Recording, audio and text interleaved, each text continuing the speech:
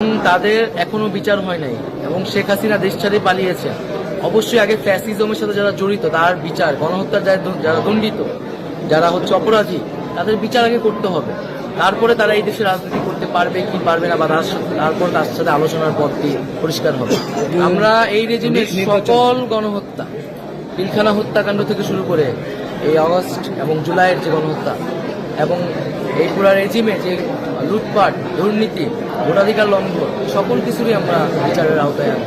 আমরা কিন্তু এই গণঅভ্যুত্থানের প্রতিশ্রুতি ছিল যে গণহত্যা থেকে শুরু করে সরকারের দুঃশাসনের বিচার করতে হবে।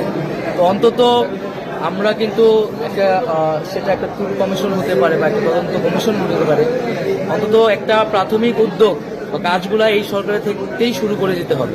না হলে মানুষের যে আস্থাটা আমাদের প্রতি আসলে সেই প্রতিশ্রুতির সাথে আসলে বেইমানি করা হবে। মন্ত্রণালয় পাচ্ছেন দায়িত্ব, এই বিষয়ে আমরা প্রধান উপদেষ্টা সহ অন্য উপদেষ্টা চ্যালেঞ্জগুলো কি মনে করেন? প্লিজ যদি চ্যালেঞ্জগুলো একটু।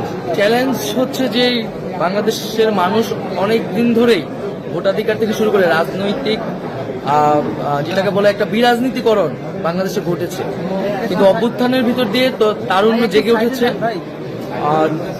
দ্রুত সময়ের মধ্যে আইন শৃঙ্খলা পরিবেশকে ফিরিয়ে আনা একটা চ্যালেঞ্জ হবে এবং সকল রাজনৈতিক দলগুলো, গণতান্ত্রিক দলগুলোকে একত্রে এনে একটা নতুন বাংলাদেশকে প্রস্তাবনা তৈরি করা, সে অনুযায়ী কাজ করা।